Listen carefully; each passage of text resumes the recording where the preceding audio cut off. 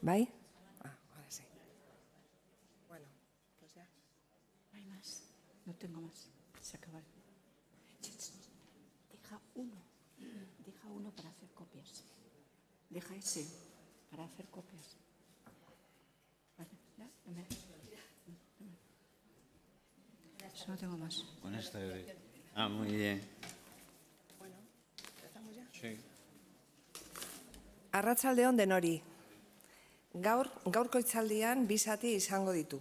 Lehenengoan, liburuaren aurkezpena Javier Álvarez doktoreak egingo du. Bigarrenean, Nueva Psikiatria erakundea zer den, modu laburrean Piedadek, Gipuzkoako gaten koordinatzailea azalduko dizue.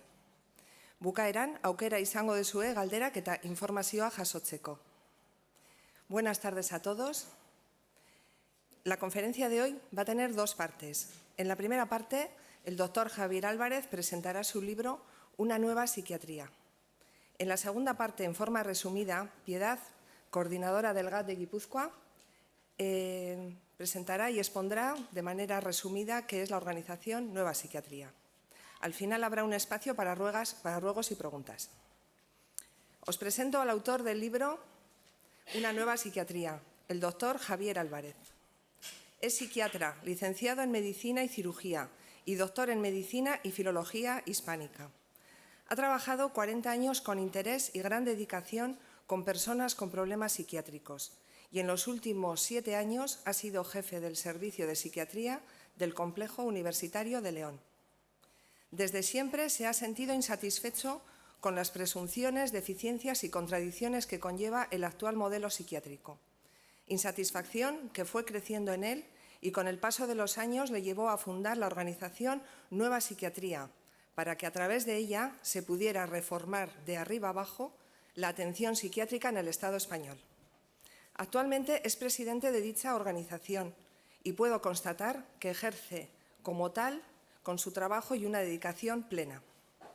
Ha escrito numerosos artículos científicos en revistas internacionales de su especialidad y ha publicado los libros Mística y Depresión, San Juan de la Cruz, y Estasis sin fe.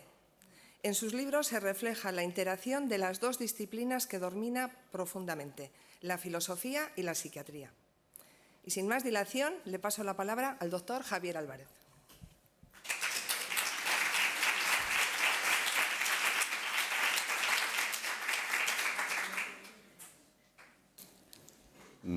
Arratsaldeon denoi.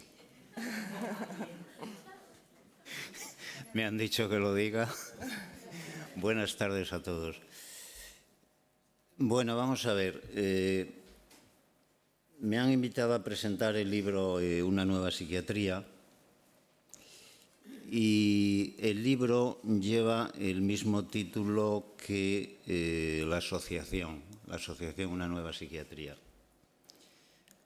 No tengo la chuletita y no me voy a desplazar a mirar los estatutos, pero la Asociación Nueva Psiquiatría nace hace 4 años y medio, en diciembre 4 años, en diciembre del año 2015 fue cuando se registró en el Ministerio del Interior. Y la finalidad de la asociación es muy ambiciosa. Yo diría que demasiado ambiciosa. En los estatutos, en el artículo 3, dice que tenemos como finalidad principal cambiar el actual y perjudicial modelo psiquiátrico y sustituirlo por otro que elimine los daños importantes que está causando este modelo. Digo que es una finalidad muy ambiciosa porque no es fácil conseguir cambiar todo un sistema psiquiátrico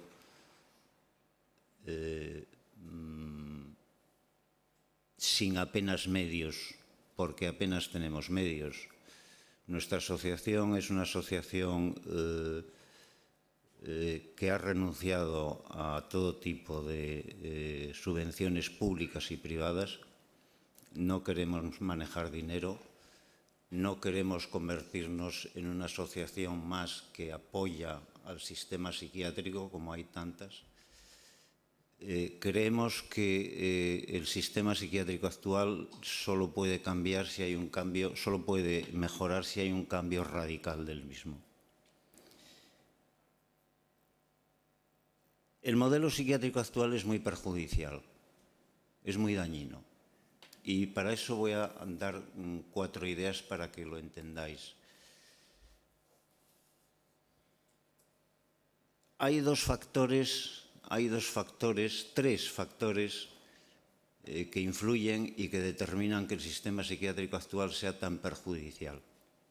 El primero son los sistemas diagnósticos.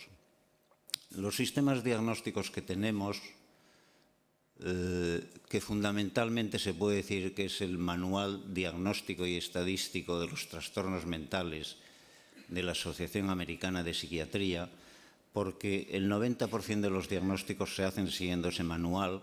Es verdad que en Europa la OMS tiene otro sistema, el Sistema Internacional de Clasificación de Enfermedades Mentales, pero que es muy parecido al DSM. O sea que para hablar de lo dañino que ha sido este sistema diagnóstico nos vamos a ceñir al DSM. El DSM son las siglas en inglés de Manual Diagnóstico y Estadístico de los Trastornos Mentales, y es el manual, como digo, que se utiliza en el 95% de los casos para diagnosticar un trastorno psiquiátrico. De cada 100 trastornos psiquiátricos que se diagnostican, 95, 98 se diagnostican siguiendo ese manual. Pues bien, ese manual nace en el año 1950 y en aquel momento, en la primera edición del año 1950, había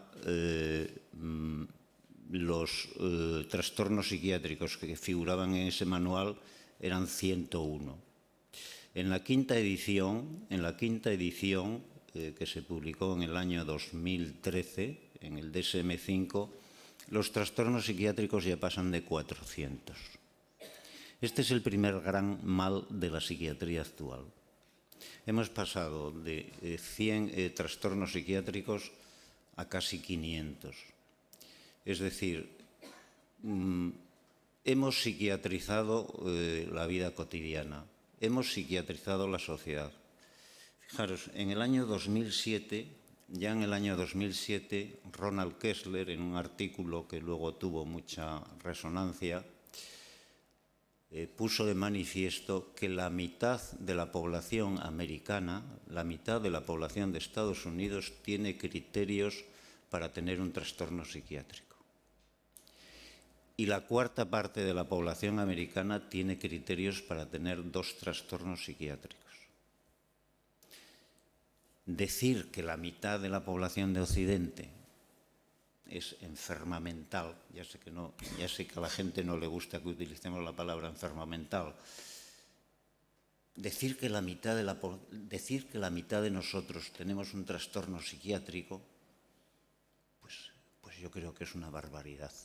Hemos llegado a esa situación absurda. Absurda en todos los sentidos, es decir, las propias autoridades sanitarias dicen, bueno, ¿a dónde hemos llegado? ¿Cómo es posible que la mitad de la población tenga un trastorno psiquiátrico? Se ha psiquiatrizado todo, y lo sabéis también como yo. Trastornos alimenticios, si comes poco, anorexia. Por cierto, en el año 1980 y pico, el diario El Mundo, me parece que era el diario El Mundo, decía que en España había 1 millón de anoréxicas, de personas con anorexia, y que el 10% morían de esa enfermedad.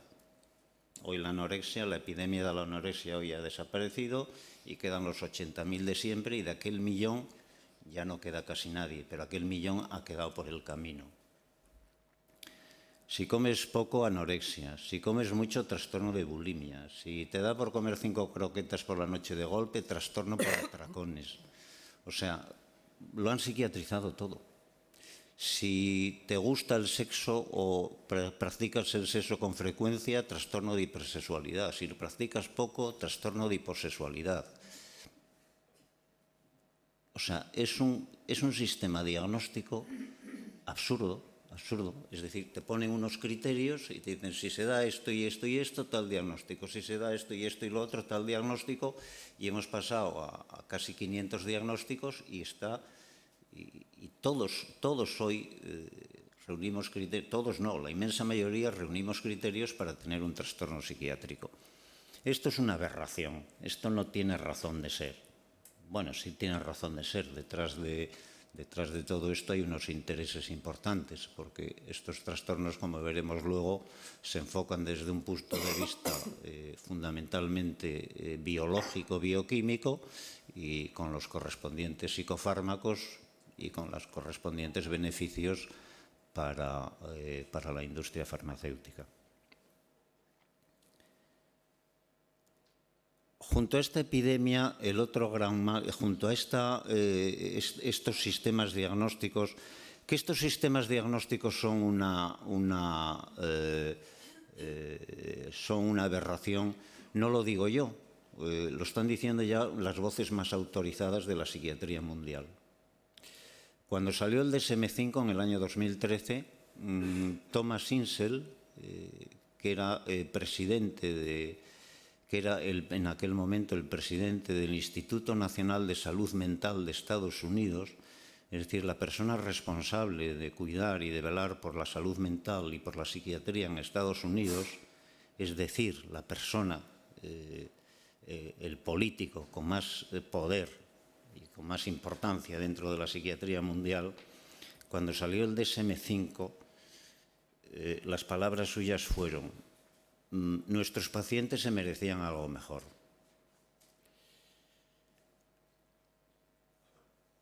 El principal problema del DSM es que no tiene validez. Y esto cada vez lo están repitiendo más autoridades psiquiátricas. El principal problema de este sistema diagnóstico es que no vale.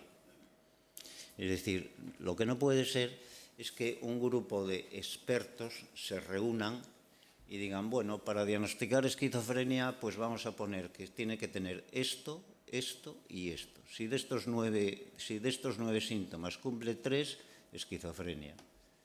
Para que tenga un trastorno bipolar, si de estos 5 síntomas cumple 2, trastorno bipolar. Eso es completamente artificial y absurdo, y cada vez hay más estudios que están diciendo que un examen clínico de un psiquiatra, de un profesional bien formado, es mucho más útil para hacerse una idea de cuál puede ser el problema de esa persona, que no seguir los criterios del DSM, que llevan a aberraciones como las que estamos sufriendo.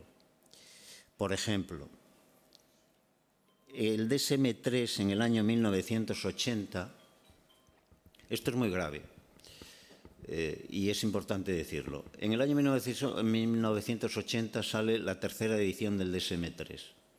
Pues bien, ahí hay 2 diagnósticos, el de trastorno esquizofrénico y el de trastorno bipolar, que se flexibilizan enormemente. Hasta ese año, para diagnosticar una esquizofrenia, tenías que tener síntomas primarios de esquizofrenia y síntomas secundarios de esquizofrenia. La esquizofrenia es un término que propuso Bleuler en el año 1912, un psiquiatra suizo. Es una hipótesis, que quede claro, no está demostrado que exista la esquizofrenia. Nadie puede decir que existe la esquizofrenia, porque no hay ningún marcador de esquizofrenia, no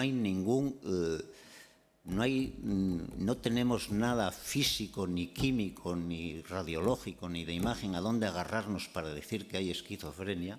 Es una hipótesis que propuso Bleuler en el año 1912 y que él decía que tenía que tener unos síntomas primarios muy concretos, que eran los que definían la esquizofrenia, y luego otros síntomas secundarios que podían aparecer como consecuencia de esos síntomas primarios. Él decía que el esquizofrénico lo que le ocurre es que se produce una especie de partición de la mente. Esquizo es partir y frenos es mente, que la mente queda partida y que queda fragmentada, y que las distintas funciones mentales empiezan a funcionar cada una por su cuenta. El pensamiento por su cuenta, la afectividad por su cuenta, la voluntad por su cuenta, la motricidad por su cuenta, sin trabajar todas al unísono, ¿no? Esos serían los síntomas primarios.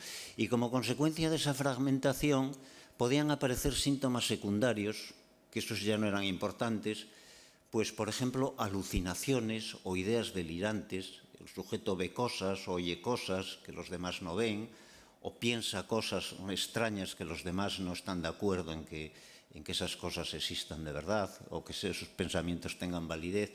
Pero esos eran síntomas secundarios. Pues el DSM-3, en esos criterios que dice, de estos 9 basta con que tenga, por ejemplo, alucinaciones e ideas delirantes. Es decir, ya no hacen falta los síntomas primarios, ya no hacen falta los síntomas definidores de esquizofrenia. Basta con que tengas alucinaciones e ideas delirantes para que te diagnostiquen una esquizofrenia. Pero claro, diagnosticarte una esquizofrenia, no quiero alargarme demasiado, pero diagnosticarte una esquizofrenia es condenarte en vida. Diagnosticarte una esquizofrenia, la esquizofrenia es una enfermedad supuestamente deteriorante, es una hipótesis, es una enfermedad supuestamente deteriorante y a medida que es una enfermedad que cursa por brotes, es decir, no estás siempre con la enfermedad, estás 3 meses enfermo, luego te recuperas, luego otros 3 meses enfermo al cabo de unos años, y a medida que se van repitiendo esos brotes, teóricamente te vas deteriorando y te vas convirtiendo en una persona inválida. Al eliminarse los síntomas primarios, el diagnóstico de esquizofrenia se ha facilitado enormemente y ha aumentado muchísimo el número de diagnósticos de esquizofrenia. Y con el trastorno bipolar ha pasado un poco lo mismo, más todavía. El trastorno bipolar, el crecimiento del trastorno bipolar ha sido mucho mayor. Hoy en España tenemos más de 1 millón de... A mí me recuerda lo del 1 millón de anoréxicas del año 1980. A mí el 1 millón y pico de bipolares que tenemos ahora me recuerda al 1 millón y pico de anoréxicas que teníamos en el año 1980 y que hoy quedan 80.000. Yo estoy seguro que dentro de 10, 15 años de ese 1 millón y pico de bipolares van a quedar 200.000, no más.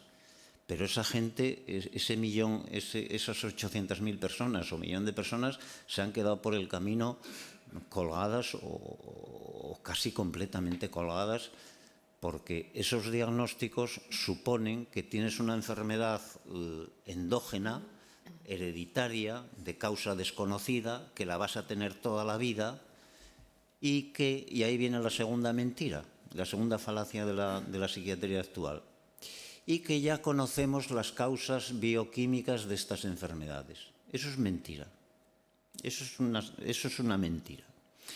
Cuando la psiquiatría biológica nos dice que ya sabemos los fallos de la neurotransmisión que ocasionan estas psicosis tan graves y que requieren un tratamiento para la vida, nos están mintiendo. Nos están mintiendo. Yo he perdido la chuleta, pero bueno, casi me lo recuerdo de memoria. Hay un libro de psicofarmacología que se llama Psicofarmacología Esencial, que es de un autor americano que se llama Stahl, que es la Biblia de la psicofarmacología, es la psicofarmacología que estudian todos los psiquiatras bioquímicos y neurotransmisores y organicistas. Y en ese libro Stahl dice, creo que literalmente, voy a ver si lo reproduzco literalmente,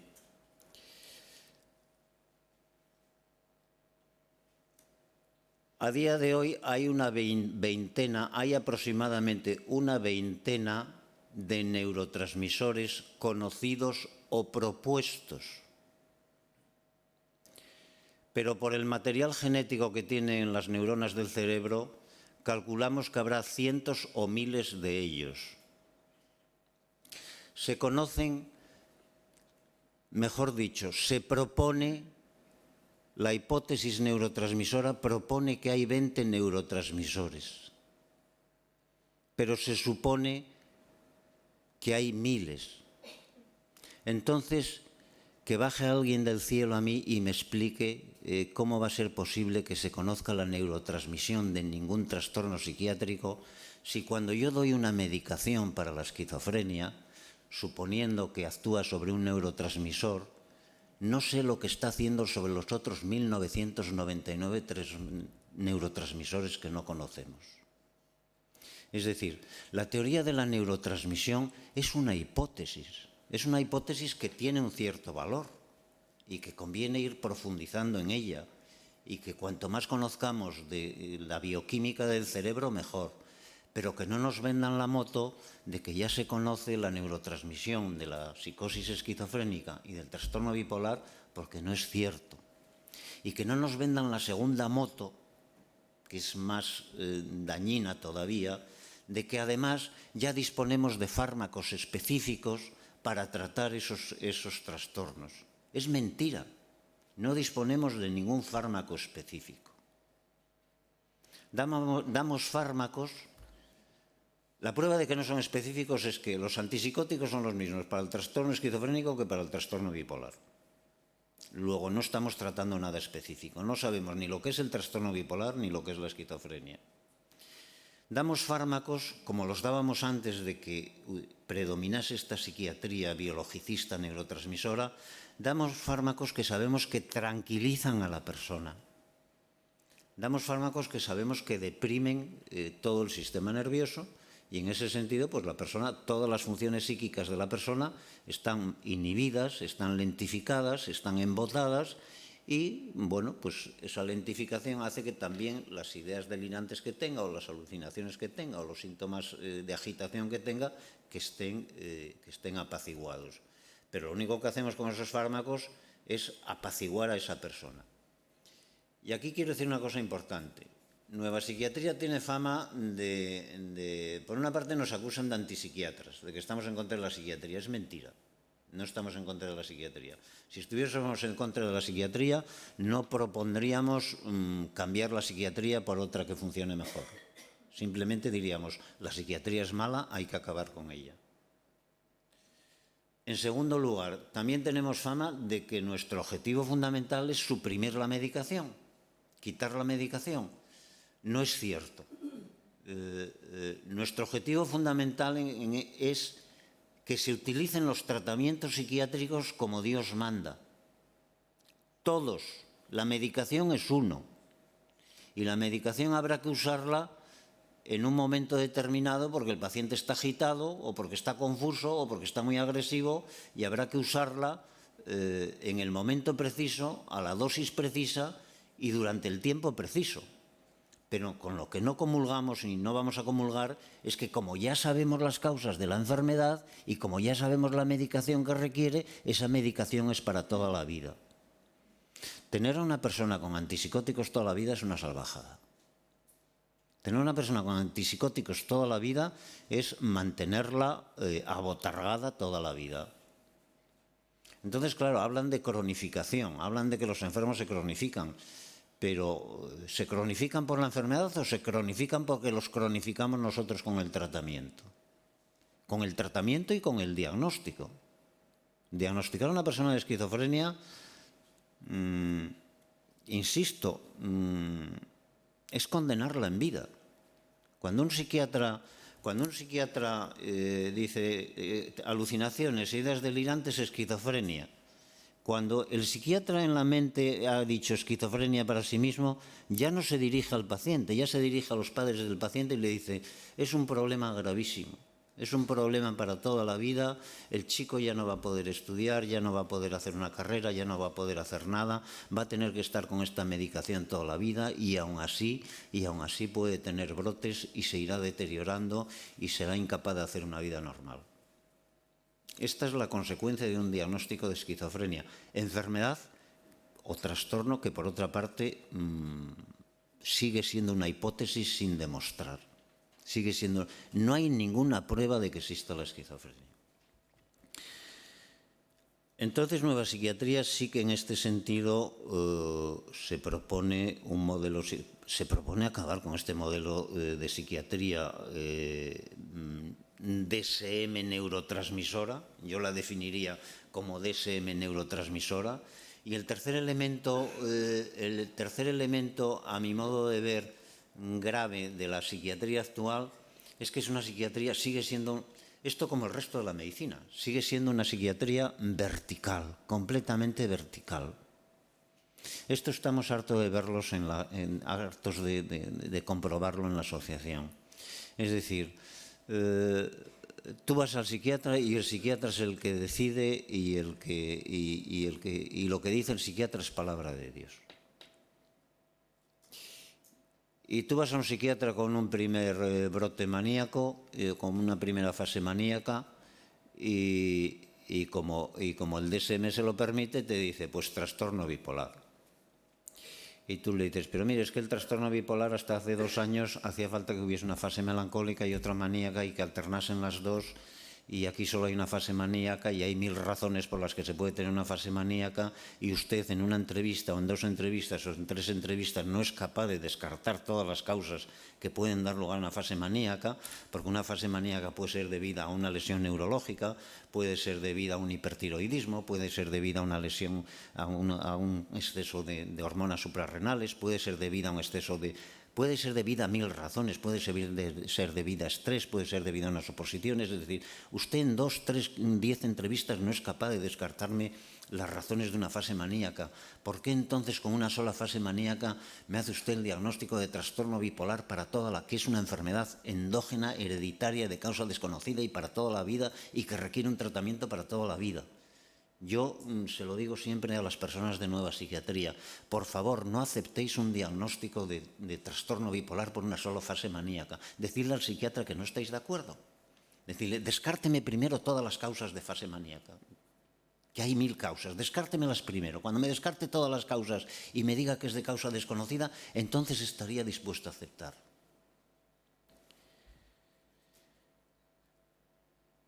Sí, esto venía a propósito de la psiquiatría vertical. La mayoría de los psiquiatras, cuando les dices esto, te dicen, bueno, mire, no me cuente milongas, que el que sé soy yo y usted no sabe, y esto es un trastorno bipolar. Y con esto ya paso a la última fase de la exposición, que es, ¿qué solución puede haber para esto? Me sonrío porque, aunque a la gente de Nueva Psiquiatría no le gusta que lo diga, yo creo que somos bastante ilusos. Yo solo veo una solución para que cambie la psiquiatría. La psiquiatría que tiene ya, es una especialidad bastante antigua, tiene más de 100 años de antigüedad. Ha habido varias revoluciones psiquiátricas, supuestamente cada revolución psiquiátrica es una mejora de la asistencia, y la realidad es que cada vez estamos igual o peor. Yo creo que estamos peor ahora, que está psiquiatrizada la mitad de la población de Occidente, que cuando existían los grandes manicomios a mediados del siglo pasado. Es verdad que a mediados del siglo pasado había manicomios en Estados Unidos donde había 10.000 personas encerradas, pero ahora hay 10.000 mini manicomios donde siguen esas personas encerradas.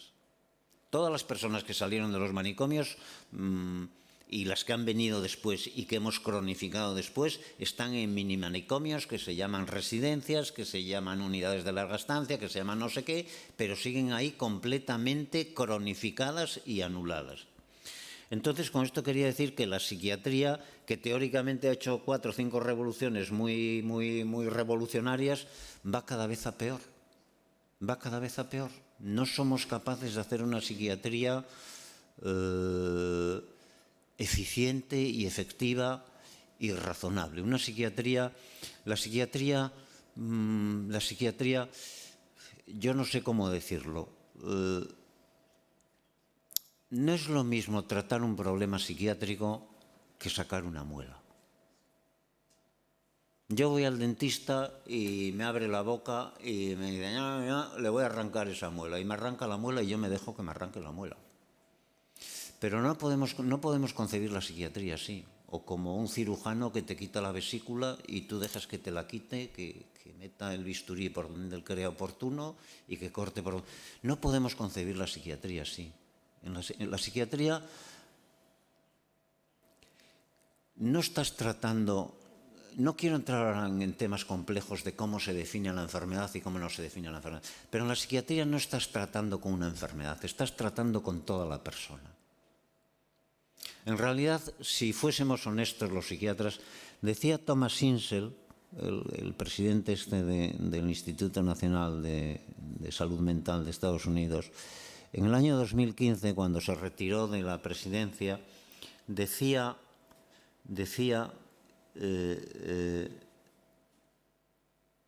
después de 13 años me retiro con dos convicciones. La primera, esta frase es muy dura, La primera, tenemos que ser, esta no es la dura, tenemos que ser humildes y saber que la psiquiatría está en pañales. Y la mayoría de los psiquiatras no somos humildes y reconocemos que la psiquiatría está en pañales, que no sabemos nada. Que cuando me dicen lo del TDAH, que sí que me dicen que el TDAH, esto se ha psiquiatrizado la infancia, se están cometiendo barbaridades con la infancia, dando anfetaminas a 8 millones de niños en Estados Unidos, o sea, barbaridades, se están cometiendo barbaridades. Cuando me dicen que el TDAH es una alteración del lóbulo prefrontal, es como si me dicen que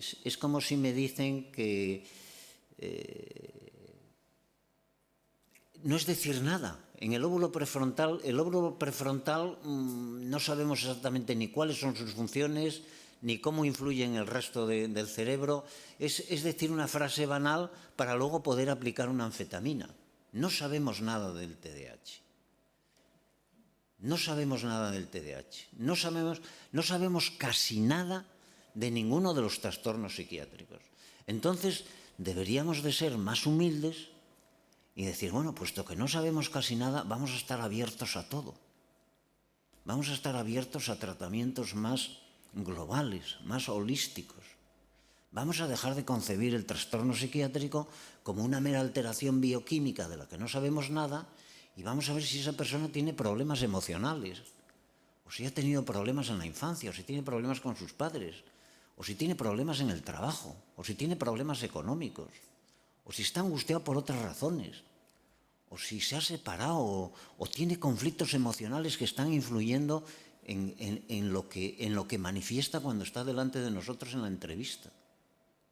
Pero la mayoría de los psiquiatras hoy solo se fijan en ese aspecto bioquímico y no atienden a esos otros aspectos, a esas otras posibles causas o factores que influyen en el estado psíquico de la persona. Y yo creo que esto no lo vamos a conseguir,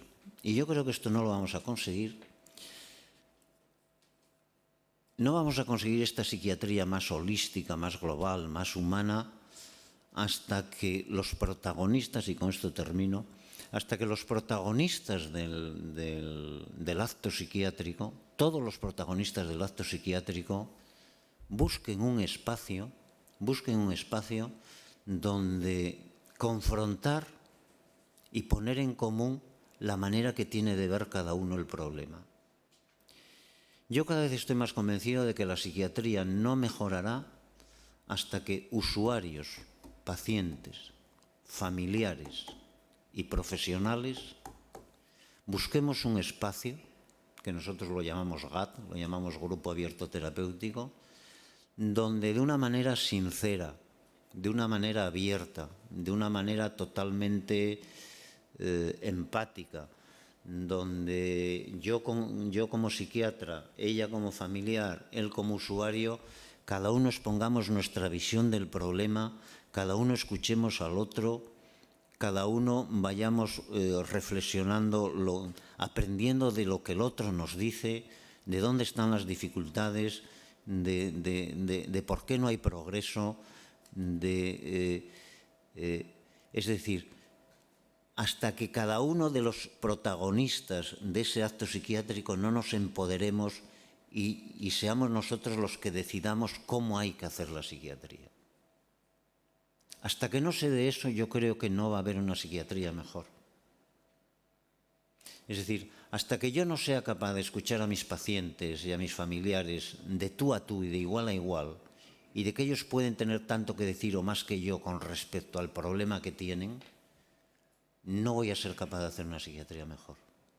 Y esto es lo que desde hace unos años venimos haciendo en los GATS y bueno, es un trabajo duro, es un trabajo a largo plazo, es un trabajo... la manera que tiene Piedad de concebir el problema psiquiátrico que pueda tener su familiar no va a cambiar de la noche a la mañana. Tardará tiempo, tardará meses, tardará años en contrastar con otros familiares, con otros pacientes, con otros profesionales, para ir adquiriendo una nueva visión del problema, una visión más esperanzadora, más optimista, que le ayude a salir del círculo vicioso, del bucle en el que están metidos esos millones de pacientes y de familiares y que no acaban de salir. Y ese es el espacio que proponemos nosotros y por eso la herramienta principal de Nueva Psiquiatría le llamamos GAT, le llamamos Grupo Abierto Terapéutico, donde entre todos tratamos de poner en común toda la problemática que tenemos para ver si encontramos una salida. Insisto, si no somos capaces, esto es muy utópico, ambicioso, no lo sé, pero si no somos capaces de crear este movimiento, yo creo que la psiquiatría actual dejará de ser muy neurotransmisora y pasará a ser de otra manera, pero no será más resolutiva como no lo ha sido nunca hasta ahora. Y con esto más o menos de esto va el libro y con esto termino.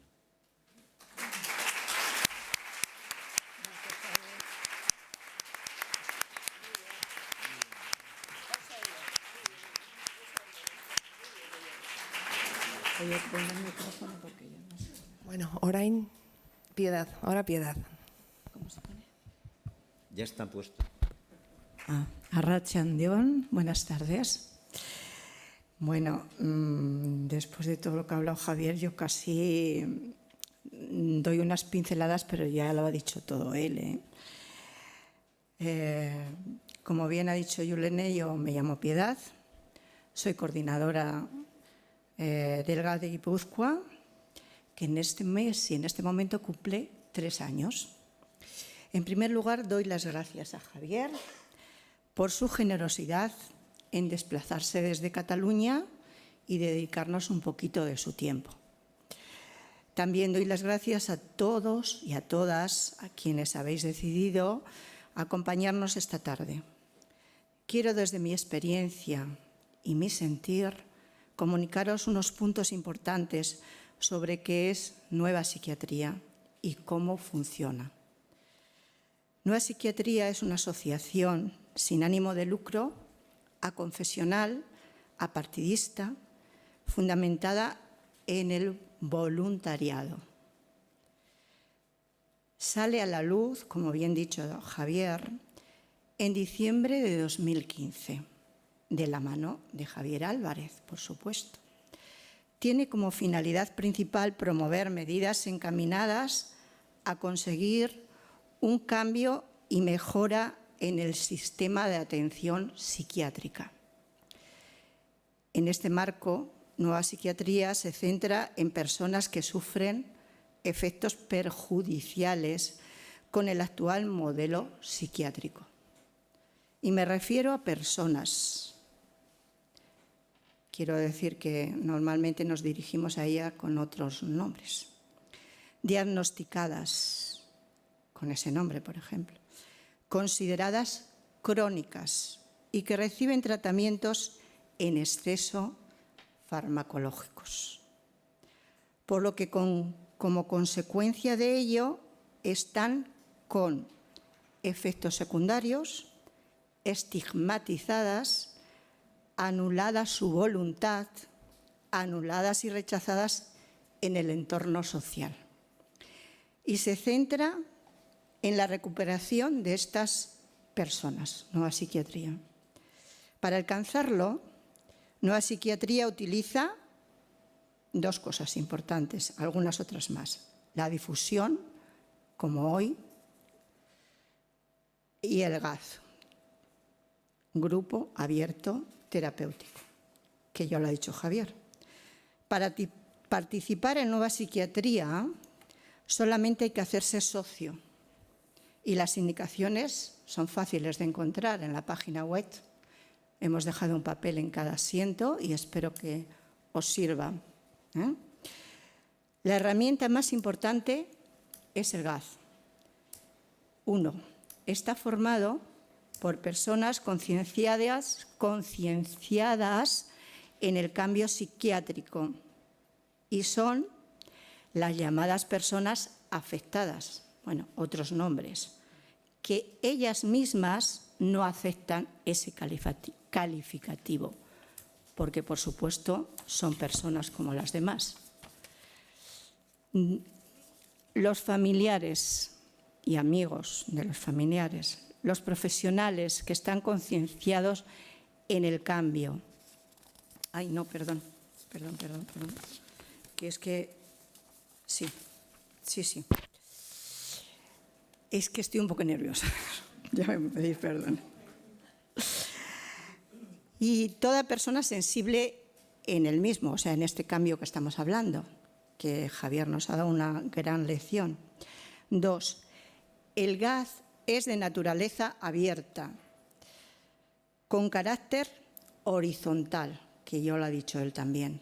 Él es psiquiatra, yo soy madre, el otro es persona con dificultades de alguna manera en esta sociedad y de otra manera que esta sociedad no acepta, pero todos en el GAZ somos exactamente iguales. Nadie es más que otro. Y una cosa muy importante, es un punto de reflexión siempre, que es la confidencialidad de todo lo que pasa ahí. Respetando y escuchando con atención las experiencias y aportaciones de todos los que asisten al GAZ. Lo ha comentado Javier de otra manera. De esta manera adquirimos empoderamiento. Es una palabra que es muy discutida últimamente, ya hace un tiempo, y cada uno tiene su pensamiento sobre ella.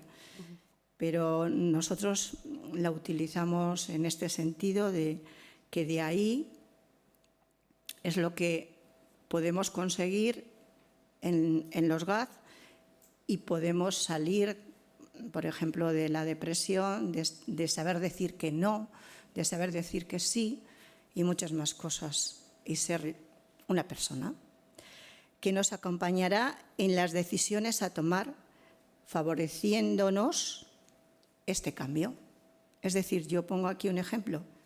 Yo siempre tengo miedo a ir al psiquiatra con mi hijo. Tengo miedo porque no estoy de acuerdo con lo que le pone y otras cosas más. Entonces, ahora sí me atrevo a decirle cosas ahora, pero llevo 25 años con el problema, que ya no es problema, pero bueno, es un ejemplo. Son grupos estables y las reuniones se hacen semanales o quincenales, depende de cómo lo compacte el grupo. Por ejemplo, en Guipúzcoa lo hacemos cada 15 días porque nadie podíamos ir semanalmente, pero lo bueno del grupo es hacerlo semanalmente. Interrelacionándonos los diferentes GAZ para así llegar a una gran masa crítica suficiente para realizar este gran cambio. Y seguimos con la misma palabra. Para finalizar, decirles que en estos 3 años se han realizado cambios importantes en mí y en mi entorno, y en otros entornos conocidos, allegados, tan importantes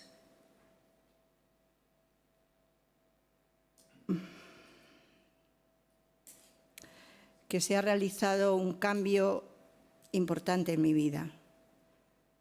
Ya no hay ese sufrimiento, ese malestar que nos provoca estar al lado de una persona con dificultades de este tipo o diagnosticada, como ha dicho Javier. Yo hace muchos años que dejé de decir diagnósticos. Pienso que contra más se repiten, más se aumenta el tiempo que tiene que estar con esa dificultad. Entonces, por eso he procurado buscar estas pocas palabras sin ningún diagnóstico, sin ninguna historia que para mí no tienen que existir. sí hay un gran sufrimiento, pero lo que nos tenemos que dar cuenta que entra dentro del empoderamiento y que yo he podido darme cuenta es que ese sufrimiento, si lo miras del lado positivo, es un aprendizaje y el cambio está ahí. Tan grande he pasado en mi vida y he pasado una vida a estar ahora más relajada, más tranquila, por el cambio realizado en mi familiar, en mi hijo en este caso, pero también hemos cambiado todos los que estamos alrededor. Últimamente solo estoy yo con él, pero mi familia también ha cambiado, aunque esté lejos, también.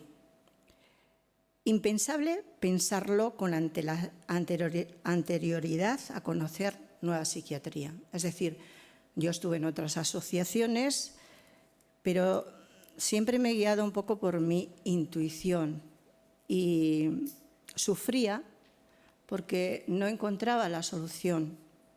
Digo, la solución o la manera de salir de todo esto que ha explicado muy bien Javier, y vuelvo a reiterarle las gracias, ¿no? Así pues, ya termino porque me han dicho que solo hablara 3 minutos mis compañeras. Piedad, escuetamente 3 minutos, ¿eh? Vale. Así pues, os invito a conocer y participar en el GAD de Guipúzcoa. Estaremos encantados de recibiros, aunque tengamos que hacer 2 GAD, 3 GAD, 4 GAD, 5 GAD. Con todas las personas que estamos aquí, creo que nos reuniríamos como unos cuantos 8 o 10 GAD. Estaría estupendo para el cambio. Muchas gracias.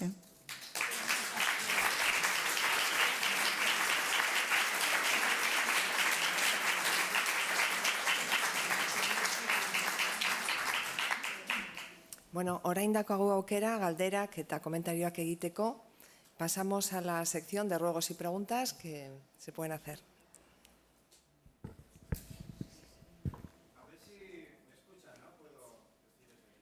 Van a ir con un micrófono. ¿No hay micrófono?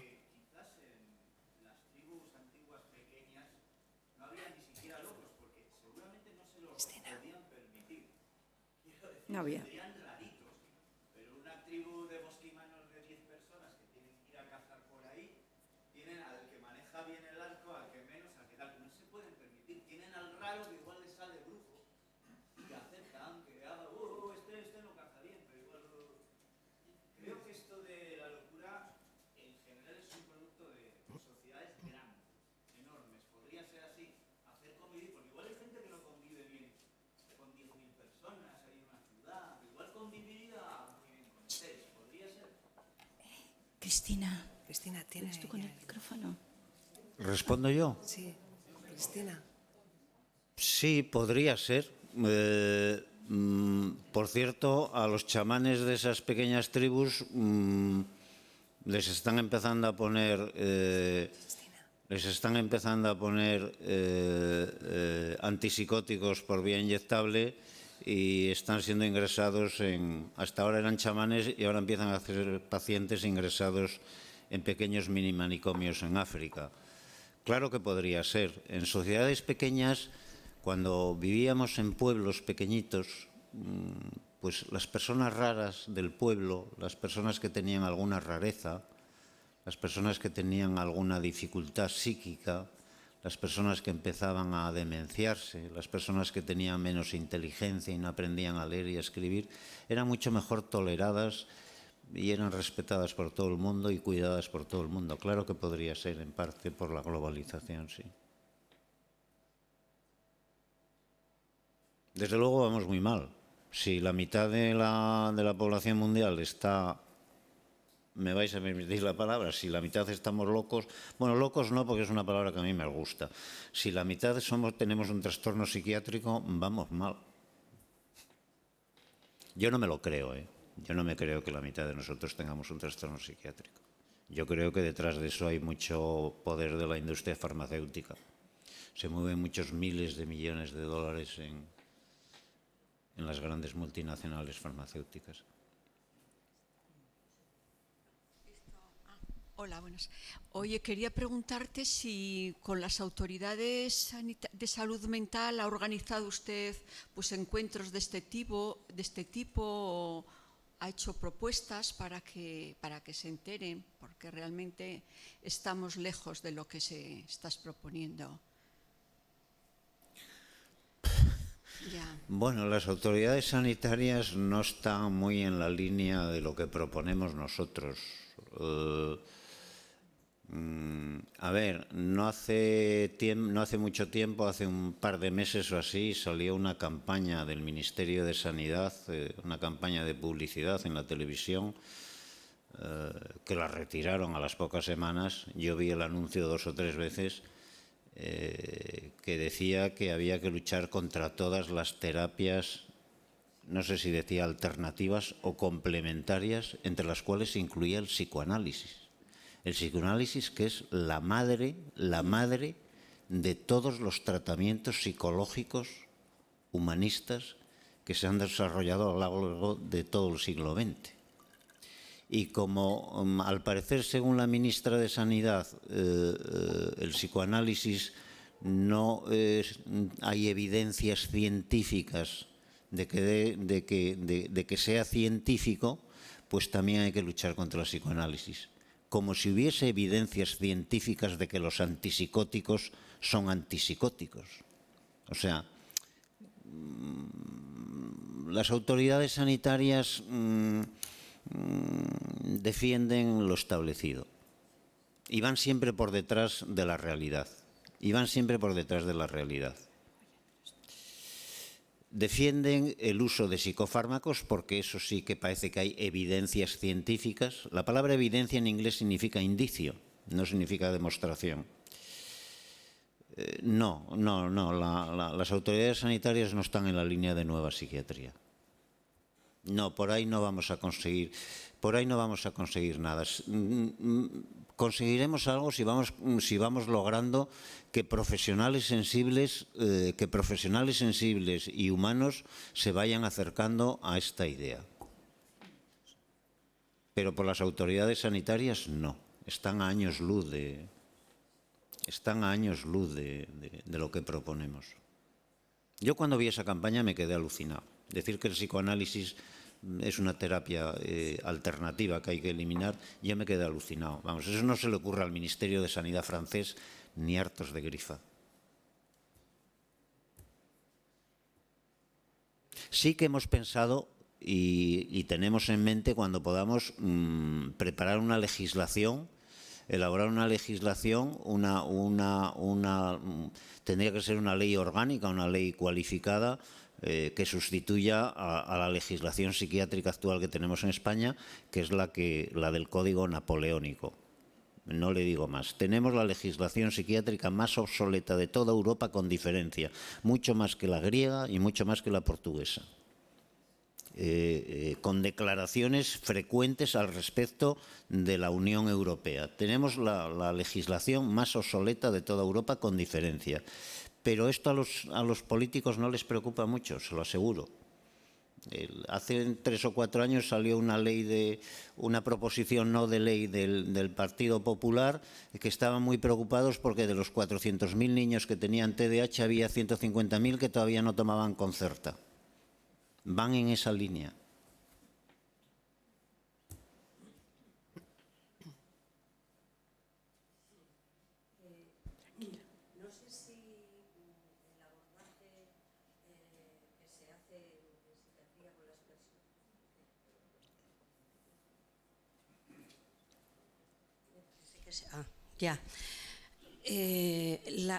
¿Cómo interactúa el uso y abuso de drogas en la enfermedad mental? Porque en psiquiatría se ve mucho ingreso de gente hoy en día que terminan ingresados por alcoholismo, por el uso de diferentes drogas. Claro, la droga también está en el fármaco, pero no sé si abordáis de alguna manera todo esto. Sí, se aborda y Y bueno, de hecho la psiquiatría tradicional, el sistema psiquiátrico, el sistema de salud, el sistema nacional de sanidad dentro de la psiquiatría contempla lo que se llaman unidades duales, donde trata a una persona que tiene un problema psiquiátrico junto con un problema de consumo de sustancias psicoactivas.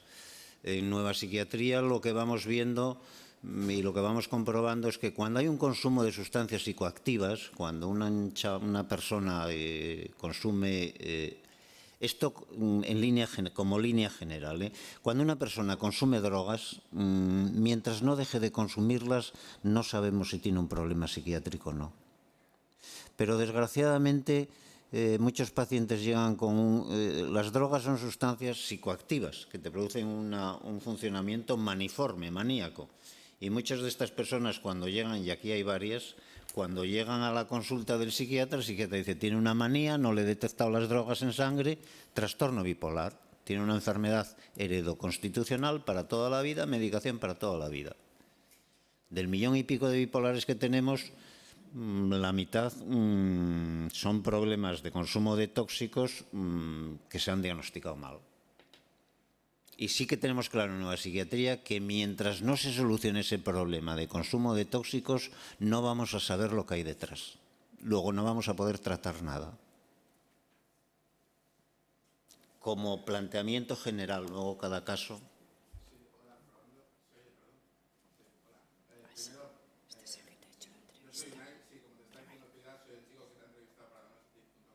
Sí, gracias. Gracias por la entrevista, sí.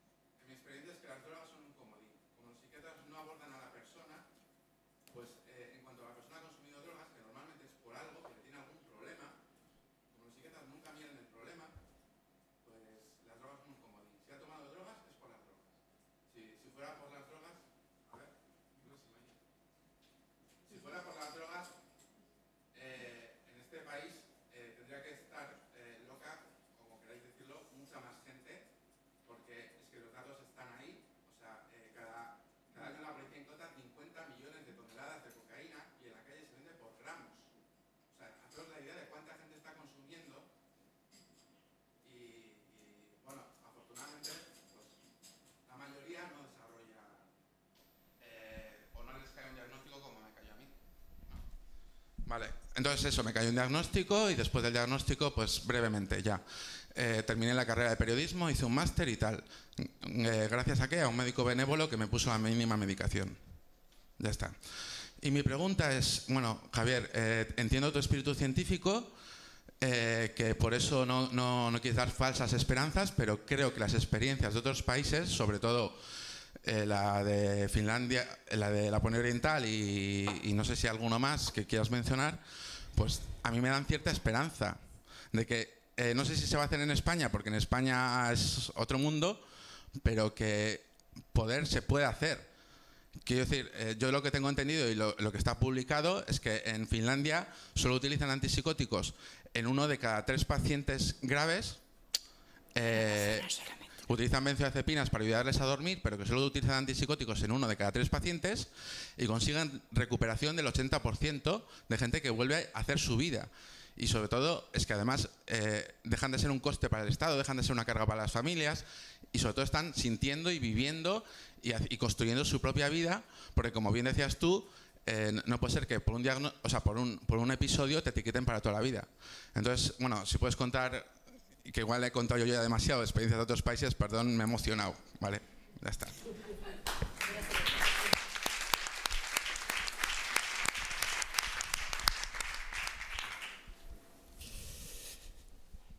Lo de Finlandia se murió.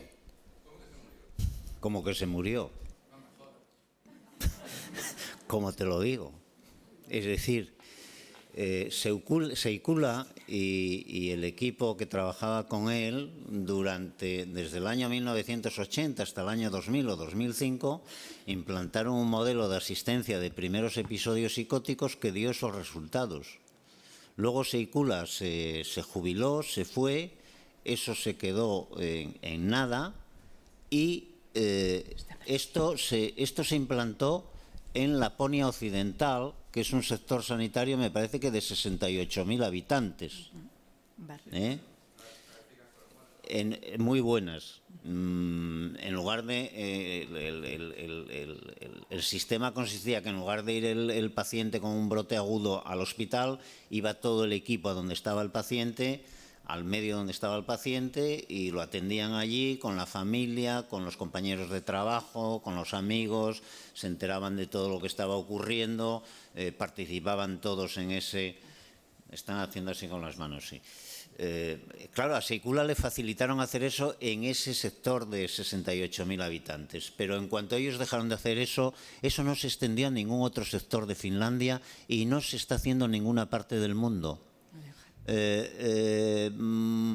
Yo no sé si es corporativismo, si es por problema de corporativismo de los psiquiatras, de los médicos o de los profesionales de la psiquiatría, o si es por influencia de los laboratorios, pero en definitiva todos esos movimientos se mueren.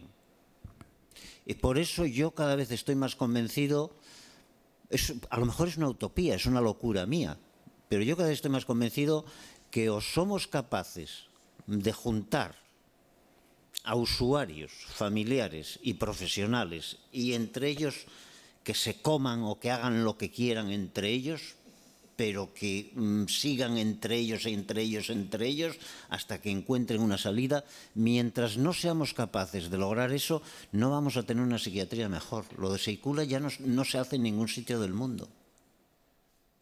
Los intentos de Seikula, perdona un momento, la psiquiatría humanitaria de tratar a una persona desde todos los ángulos y con todas las posibles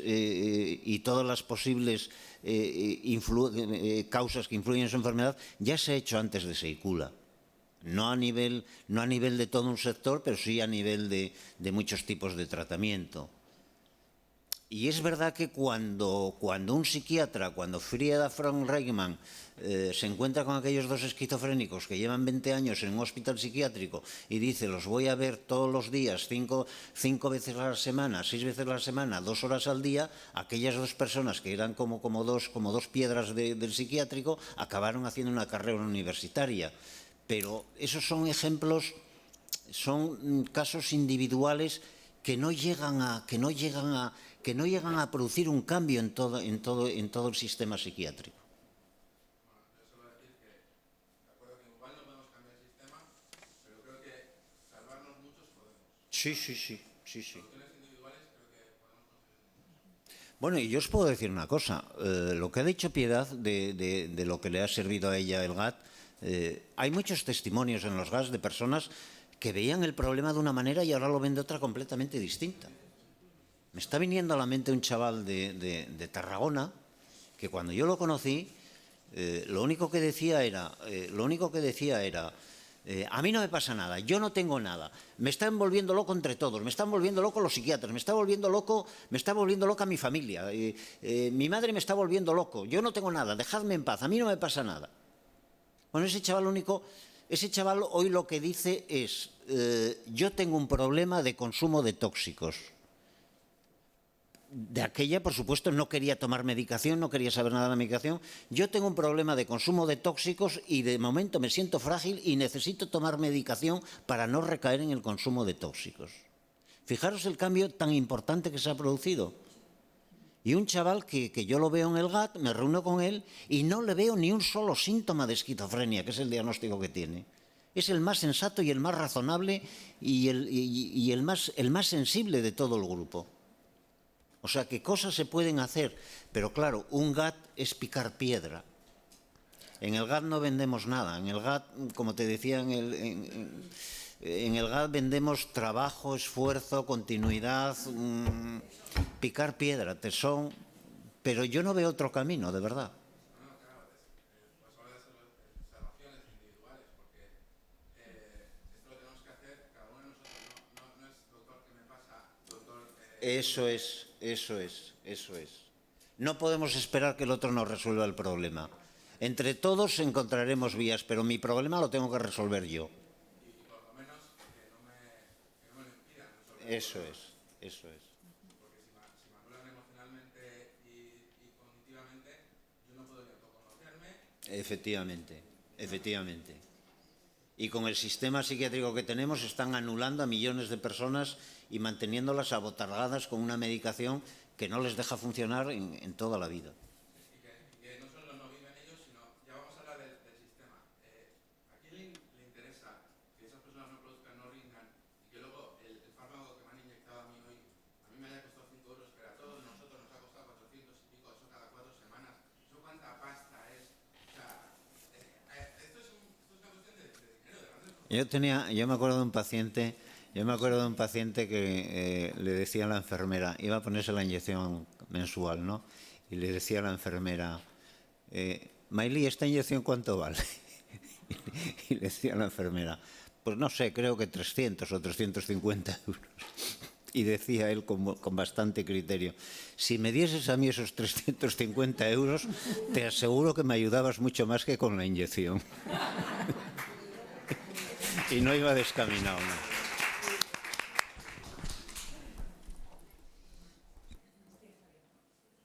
Es que medicar a una persona toda la vida porque sí no tiene sentido. O le hace efecto o no le hace efecto la medicación, pero tenerla o le quitas síntomas psicóticos o le quitas la medicación, porque tenerla botargado toda la vida, en fin, es del género bobo, pero es un sistema, es ese sistema vertical. Bueno, hay otra cuestión que no os he dicho, que es importante, que... vale, sí. Hola. Bueno, igual va un poco en el mismo tema, lo que quería decir. Yo también estoy muy nerviosa, Piedad. Has comentado algo que a mí en especial, en tu discurso, Javier, que a mí en especial me ha llegado, y es uno de los objetivos de Nueva Psiquiatría es intentar, bueno, es tratar al paciente o la persona con esa fragilidad emocional, tratarlo no solamente desde un punto biológico o bioquímico, sino tratarlo también desde su aspecto emocional. Y yo aquí me planteo algo que siempre me viene a la cabeza con este tema de las emociones y hago una reflexión pues, para todos, ¿no? Y es que me he hecho una pequeña chuleta aquí. Y es un poco el aspecto emocional. ¿Por qué no deberíamos de tratarlo antes de llegar a ser pacientes? ¿Cómo vamos a conseguir tratarlo desde el punto de vista emocional si hasta ahora nuestros poderes dejan, yo cuando hablo de emociones lo relaciono, voy directamente y lo relaciono con la espiritualidad, si nuestros poderes, los que están por encima de nosotros, dejan esta parte del ser humano, se lo dejan a los poderes religiosos y no se lo da o se lo trabajan desde el poder del sistema educativo o desde el sistema de sanidad. O sea, ¿cómo podemos avanzar en la sociedad ahí, en esos aspectos que llamamos de la parte emocional del ser humano, si no hacemos mucho caso a ese aspecto del individuo? Y si además vivimos en una sociedad tan materialista que tiene pisada esa parte del ser humano en todos los sistemas donde nos movemos, menos en las religiones. Y me has hecho recordar, esta reflexión que hago, me ha hecho recordar un poco que ayer, casualidad, vi una película en el cine, no sé si la habéis visto, Joker, que está muy, muy relacionado con este tema de la sociedad cívica, cómo trata a sus personas con fragilidad mental y por qué no se les trata antes de llegar a no poder controlar ese estado de fragilidad. Me parece muy bien la reflexión que has hecho de cómo tratar al paciente, pero yo no consigo ver cómo se va a conseguir si nos movemos en la sociedad en la que estamos. Eso era la reflexión que hacía.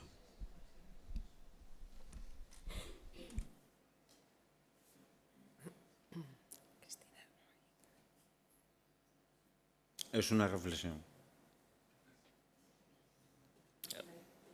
Prevención primaria, que se llama. Prevenir antes de que aparezca el problema.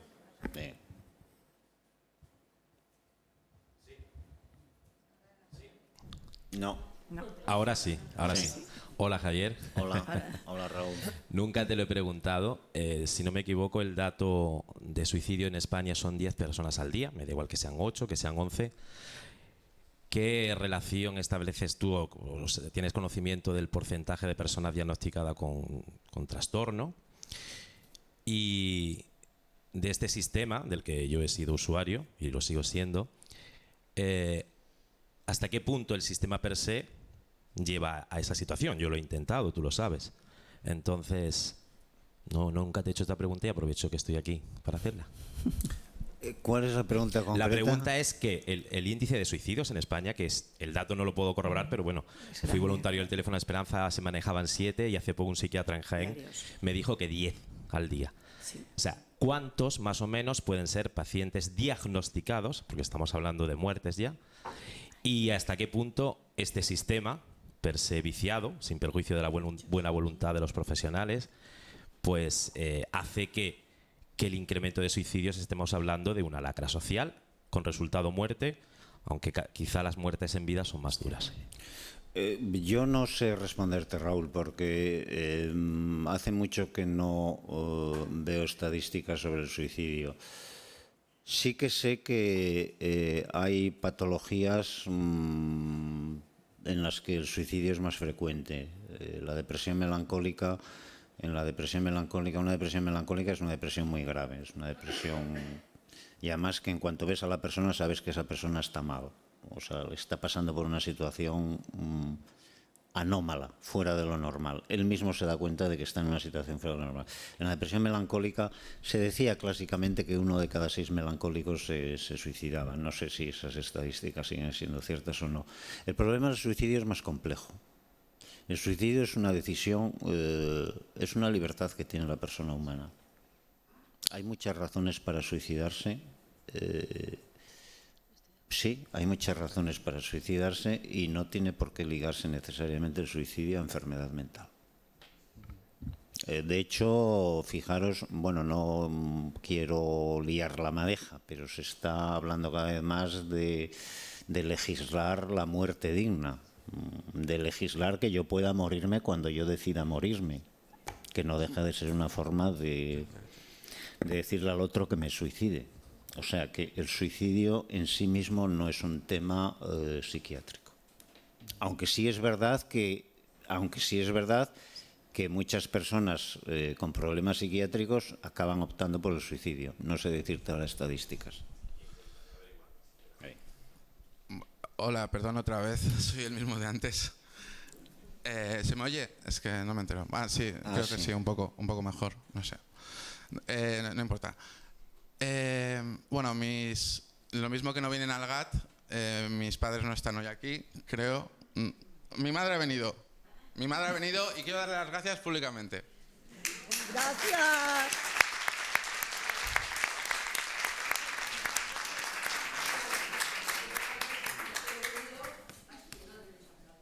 Porque me quiere, ya está. Bueno, gracias, Ama. Ya estoy emocionado otra vez. Ya la hemos liado. Perdón, Ama. Bueno, por lo que veo eres muy emotivo. Eso sí, está bien. Sí. Dicen que demasiado, perdón. No, yo no he dicho demasiado, ¿eh? No, dicen que demasiado para hoy en día, que no se lleva. Vale. Bueno, pues hay un tema que es la violencia. Yo tengo que contar que antes de ser yo mismo diagnosticado, teníamos un vecino, casualidad nos toca a nosotros, teníamos un vecino diagnosticado también, cronificado, lo que sea, o puede que realmente crónico, puede que ese sí que cumpliera todos los requisitos, que cuando mi hermana tenía 18 años y estaba sola en casa, ese vecino, como digo, diagnosticado antes que yo y todo eso, le agarró del cuello a mi hermana porque él suponía que mi hermana estaba haciendo ruido para volverle loco y no sé qué. Entonces, para mí eso era antes la enfermedad mental. Cuando te cae encima el diagnóstico, tienes un trauma terrible porque piensas, hostia, me he convertido en uno de esos, ¿no? Y yo creo que es muy importante, aunque se insista mucho en la... Yo he visto insistir mucho, pero porque yo sigo el tema. La gente que no sigue el tema todavía sigue asociando violencia con enfermedad mental. Y creo que es importante, lo mismo que en la entrevista, aunque me está repitiendo, desvincularlo. Que seas tú quien, que por favor, desde tu rigor científico, pues separes un poco el tema de la violencia de la salud mental, para la gente que no esté tan familiarizada con las estadísticas. Gracias. Sí. Bueno, lo que sí está claramente estudiado es que las personas con un diagnóstico psiquiátrico cometen menos actos delictivos que la población normal. Eso sí que se ha podido estudiar y es algo que se repite en todos los estudios. 100.000 esquizofrénicos, 100.000 personas diagnosticadas de esquizofrenia cometen menos actos delictivos que 100.000 personas sin ningún diagnóstico. Ahora, es verdad que entre las personas con diagnósticos psiquiátricos es relativamente frecuente que haya violencia.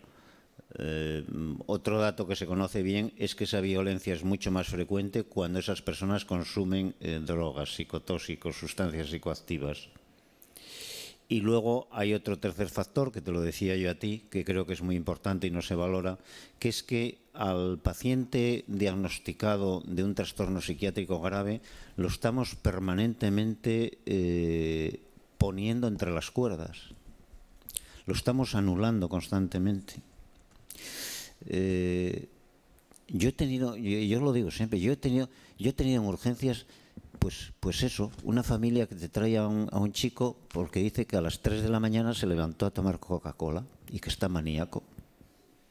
Oiga, pero mire, por levantarse a tomar Coca-Cola no está maníaco. Pero claro, una persona que cada vez que hace una cosa que los padres no quieren que la haga, le acusan de que está maníaco o de que está psicótico, pues es lógico de que acabe habiendo conflictos familiares donde hay agresividad, por lo menos, donde hay... Yo creo que en parte el sistema diagnóstico que tenemos está favoreciendo que se den esas situaciones de agresividad dentro de esas familias, sí. Pero no porque por la enfermedad en sí mismo sean más violentos, no. Ahora me toca a mí, que ya que lo tengo en la mano. Bueno, yo simplemente me quería referir al libro.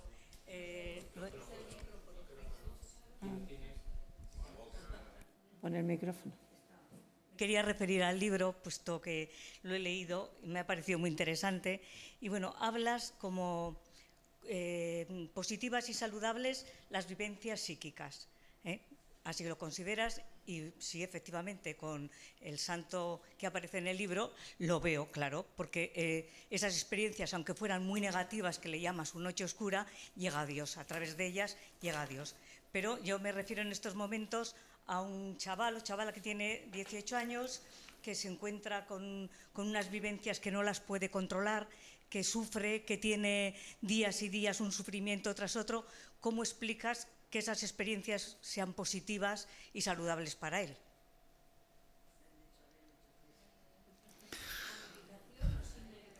Bien dicho, no hablo bien de dicho. medicación, solamente hablo de por qué dices que son experiencias positivas y saludables. Me imagino que tendrá algún razonamiento. A ver, en el libro yo no quiero enrollarme, porque además a lo mejor ya estamos cansados. No tenemos tiempo. Todavía nos queda, vale. No quiero enrollarme, pero bueno.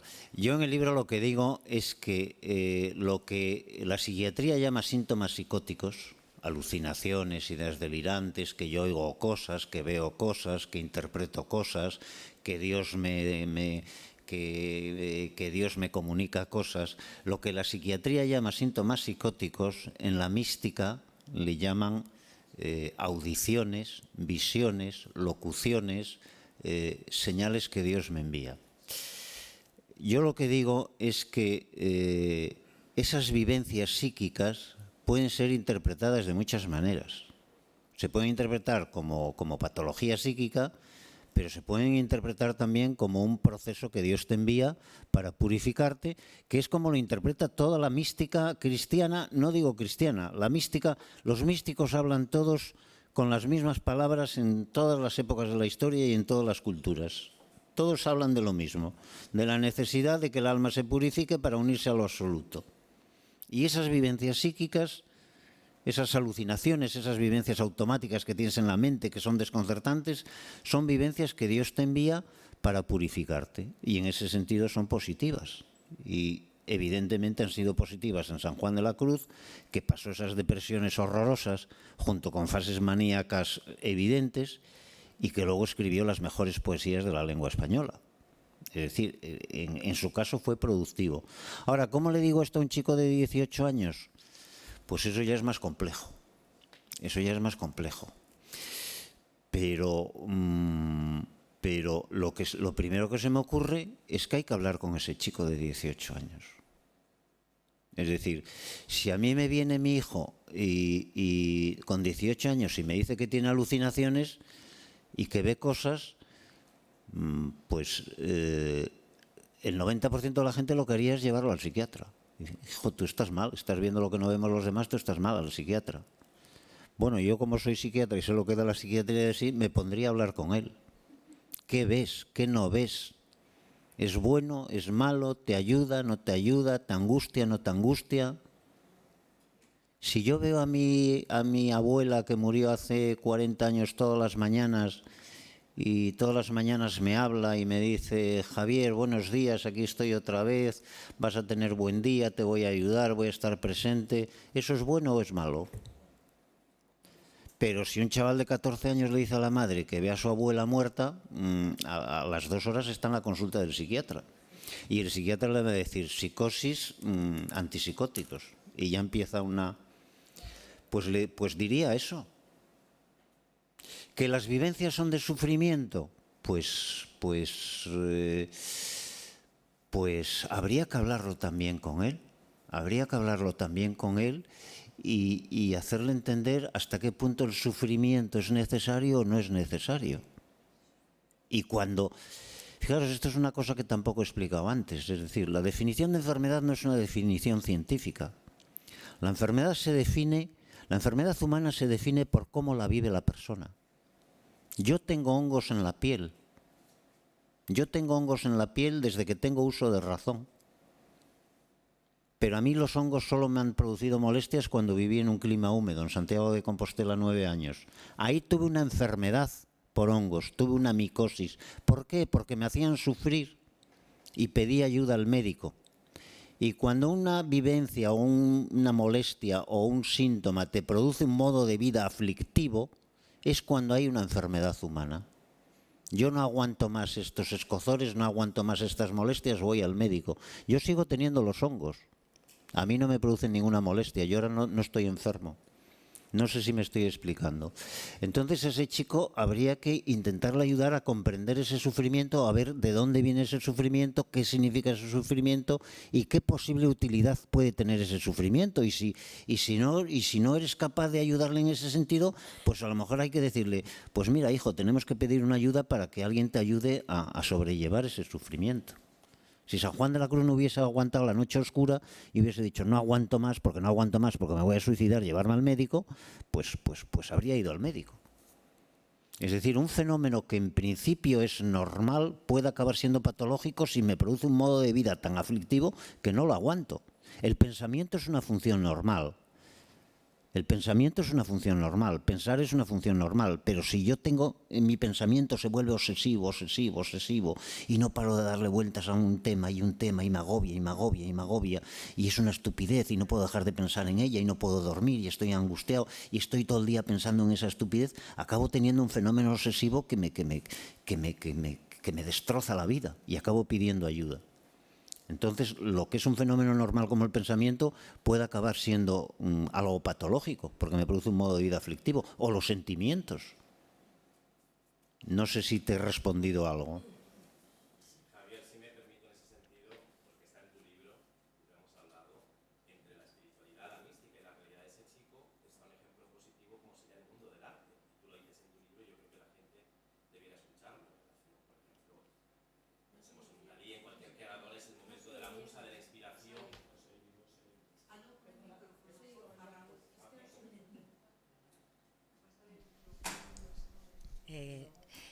Entiendo que las terapias grupales o psicoanalíticas y todo eso son una buena vía de ayuda, entiendo, ¿no? Sí. Tipo psicoanálisis o cualquier otro tipo de terapia en la que la gente pueda hablar, desahogarse y todo eso. ¿Eso es una buena solución? Sí. Sí. Sí. O sea que para personas pues que estén emocionalmente inestables o lo que sea, se recomienda a cualquiera ese tipo de terapias, ¿no? Sí. La pena es que normalmente suelen ser caras, ¿verdad? Sí. Pero sí, suelen ser caras, sí. Y bueno, no voy a desprestigiar el Pero mira, las de los GATS también son terapias grupales y son gratis. Bueno, no son gratis. Hay que pagar 60 euros al año. Es decir, para hacerse socio de Nueva Psiquiatría hay que pagarse una cuota de 60 euros al año, 5 euros al mes. Pero en los GATS hacemos verdadera terapia grupal. Es decir, yo que he estado en los GATS y he estado en diferentes GATS, porque he participado en casi todos por vía telemática, veo que se están haciendo terapia grupal. Es decir, están poniendo en común todas sus vivencias interiores, todos sus sufrimientos, todas sus preocupaciones. Están empatizando el uno con el otro. Es decir, el problema de Piedad lo estoy viviendo yo como si fuese mío y se está creando una unión grupal, un sentimiento común, un trabajar en común, y todo eso va llevando a ese empoderamiento que decía antes Piedad, es decir, que es una palabra que está en el diccionario de la Real Academia Española, que significa recuperar un poder que hemos perdido. Y todo eso va llevando a tener una visión distinta del problema psiquiátrico que tenías contigo mismo o con tu familiar y a verlo de otra manera y a tener una esperanza y aprender a no aceptar lo que te diga la sanidad oficial como si fuese palabra de Dios, sino que tú también tienes algo que decir y que participar y que decidir ahí. Es decir, fijaros, hay millones de personas tomando medicación prácticamente a la fuerza sin estar enajenadas. Eso no tiene razón de ser. A mí un psiquiatra solo me puede obligar a tomar medicación si me dice que estoy enajenado y un juez le da autorización para darme medicación a la fuerza, pero si no, no. Entonces, cada vez que un paciente va y dice, quiero que me baje esto, en realidad tiene que bajármelo. O usted me dice que estoy psicótico y que estoy enajenado y entonces me tiene que ingresar, o me tiene que dejar escoger a mí la medicación. Y todo esto tenemos que razonarlo. Y tenemos que ayudar a que los psiquiatras lo entiendan. Lo tienen que entender. Lo tienen que entender. No me pueden obligar. Nadie te puede obligar a ti a tomar antibióticos. Salvo que sea una enfermedad infectocontagiosa de riesgo público sanitario. Pero porque tú tengas una inflamación en la boca, nadie te puede obligar a ti a tomar antibióticos. Nadie me puede obligar a mí a tomar antipsicóticos si no estoy oficialmente enajenado. Pero sí, en ese sentido yo creo que los GAS funcionan como grupos terapéuticos. Estoy convencido de que funcionan como grupos terapéuticos y por eso se va produciendo un cambio en las personas que están allí. Es una utopía, ya lo sé que es una utopía pensar que en España va a haber 10.000 GATS, pero no renunciamos a esa utopía.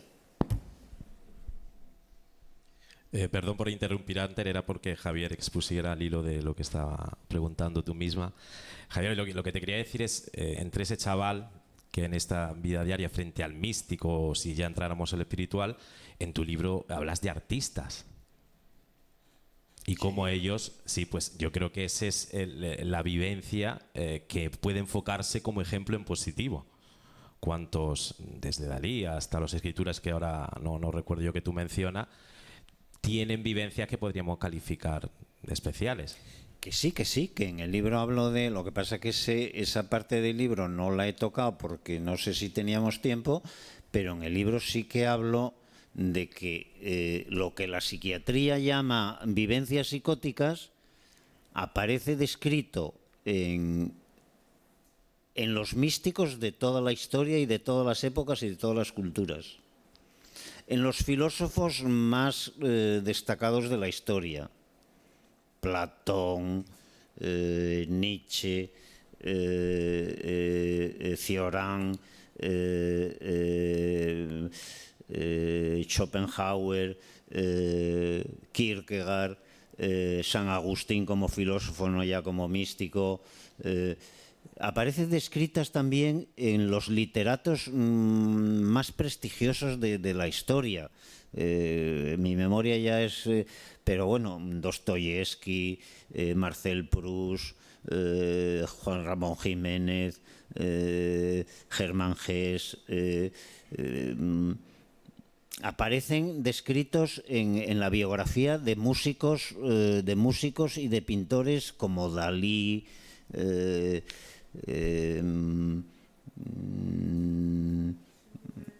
Schubert, a ver, es decir, Hildegarda de Bingen, es decir, esas vivencias aparecen descritas en la obra de muchísimos creadores geniales que no les han dado un valor patológico y que le han resultado creativas, evidentemente. Pero es que no quiero entrar en ese tema porque es muy específico, pero es que esas vivencias las tenemos todos.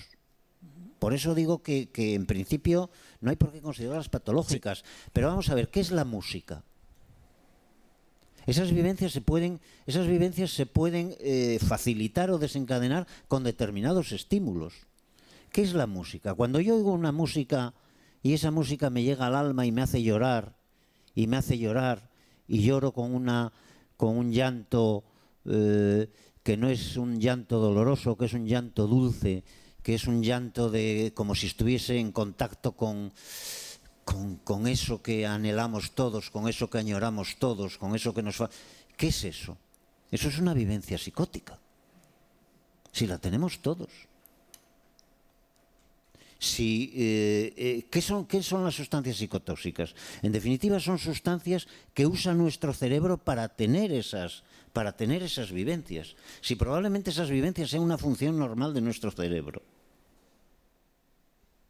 Pero bueno, es que eso es una hipótesis tan atrevida. Pero más cercana a nuestra realidad que la mística, por lo menos para un chaval de 20 años. Sí. Solo me permito dos cosas. Sí, pero mira, una catedral gótica es como una discoteca. Una catedral gótica es como una discoteca. Es un lugar donde hay estímulos luminosos, hay estímulos químicos y hay estímulos musicales para activar el cerebro. Es decir, en la catedral hay unas luces coloreadas que con el cambio de la posición del sol se están cambiando constantemente. Hay una luz intermitente como en las discotecas, hay inciensos, hay velas, hay luces intermitentes y hay música. Se dan los estímulos que se dan en la discoteca para dar lugar a vivencias psicóticas, a vivencias de contacto con lo absoluto, con lo divino, con lo universal, con lo cósmico, que cada uno lo llame como quiera. Pero si yo voy diciendo eso al psiquiatra, me dice psicosis esquizofrénica. Pastillitas.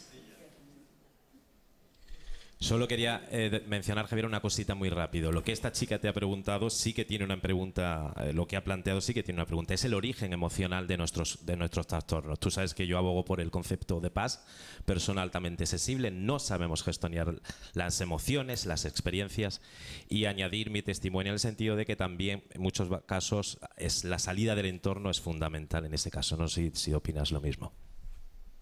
Sí, lo que pasa es que creo que es un tema muy complejo, es decir, creo que es un tema muy complejo. ¿Qué factores emocionales han influido en tu infancia o han influido en mi infancia qué tipo de padres has tenido tú, qué tipo de padres he tenido yo, qué carencias afectivas has tenido tú, qué carencias afectivas he tenido yo. Creo que los factores emocionales son muy importantes, pero eso, cada caso es un mundo, y esa es la tragedia de la psiquiatría, que los psiquiatras de hoy eso no lo exploran. Lo único que exploran es la neurotransmisión. Esa es la tragedia de la psiquiatría actual.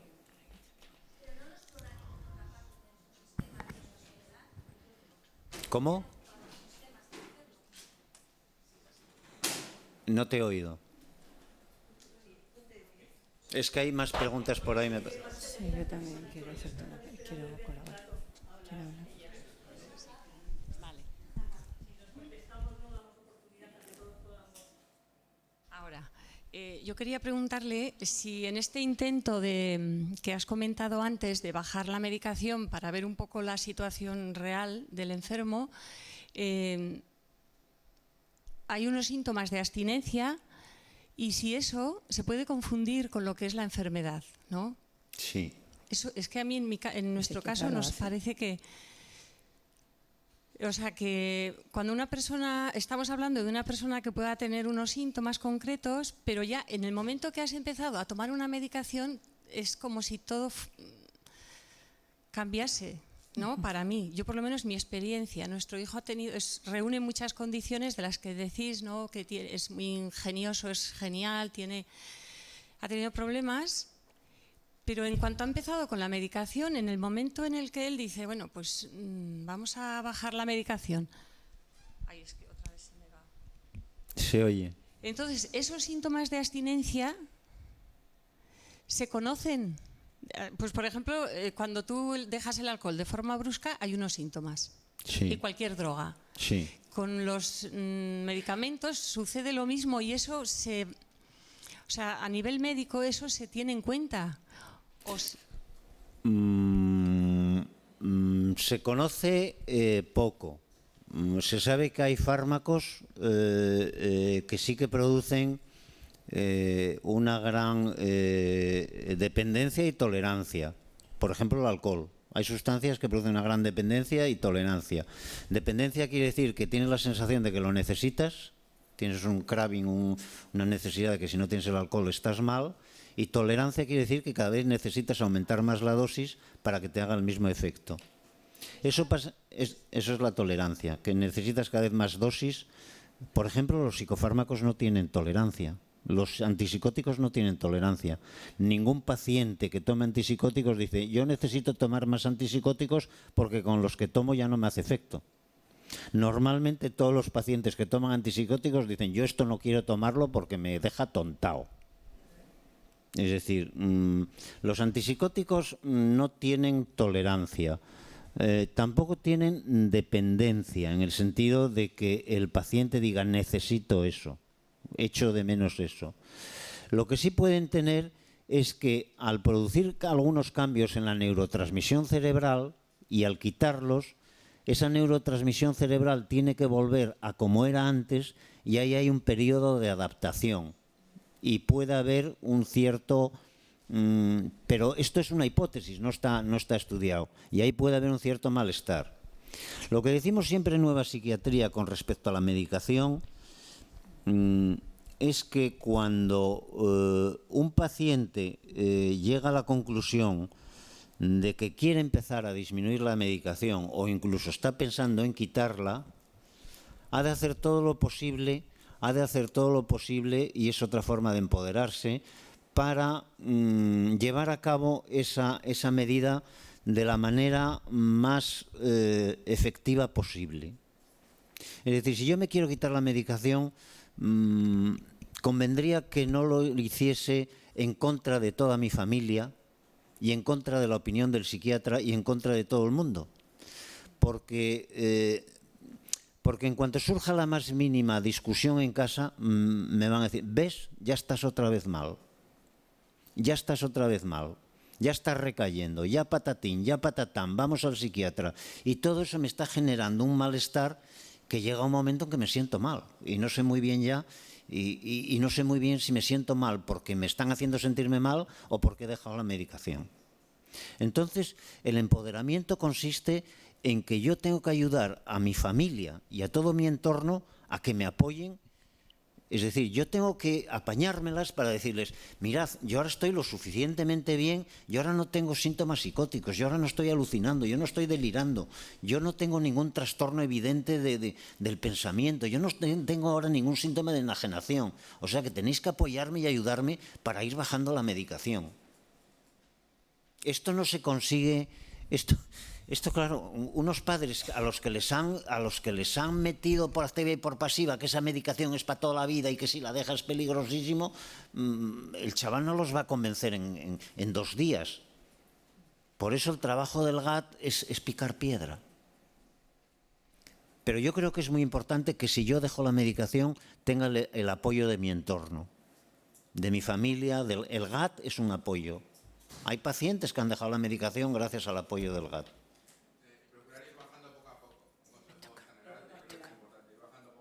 Sí, claro. Pedí hace un ratito, Mira, yo quería comunicarme algo que me ha venido cuando tú, ¿cómo te llamas? Virginia. Y ella, ¿cómo te llamas tú? Almudena. Almudena, que la conozco porque ha pedido estar en el GAT. Bueno, en relación al GAT, a la terapia en grupo. Yo, por suerte, he hecho algunos cursos de terapias en grupo y algunas cosas más como persona.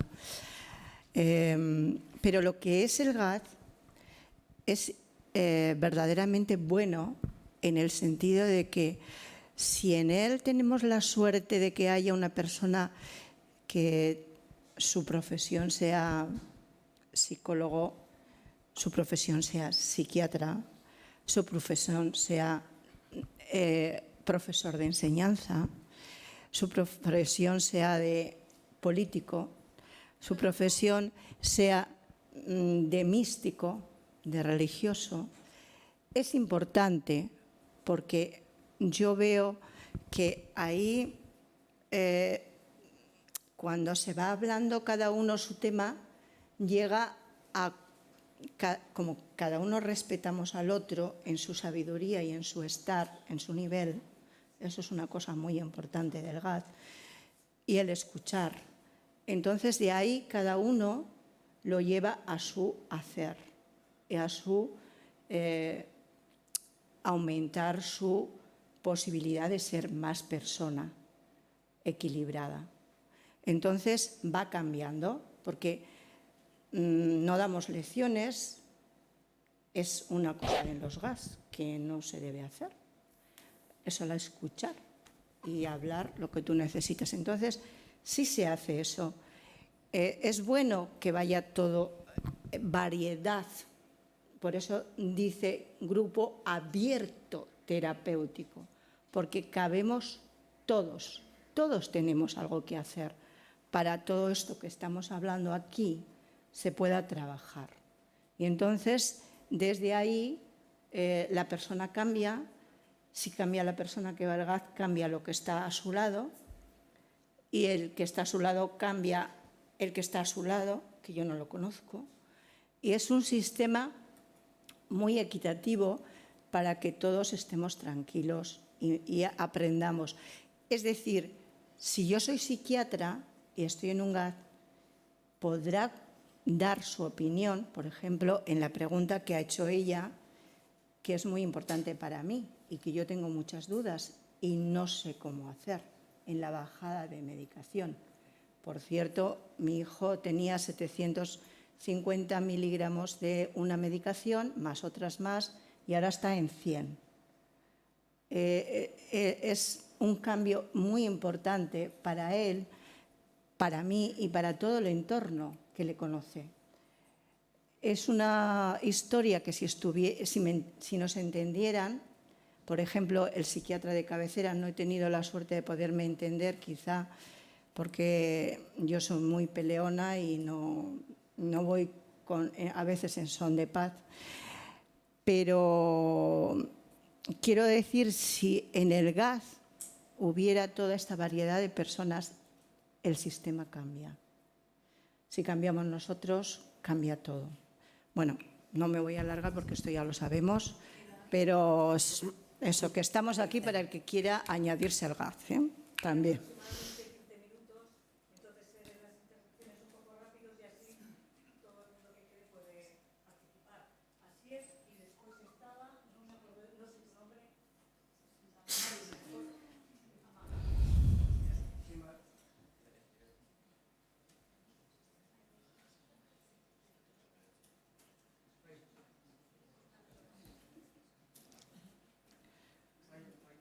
Se nos ha ido el del micrófono.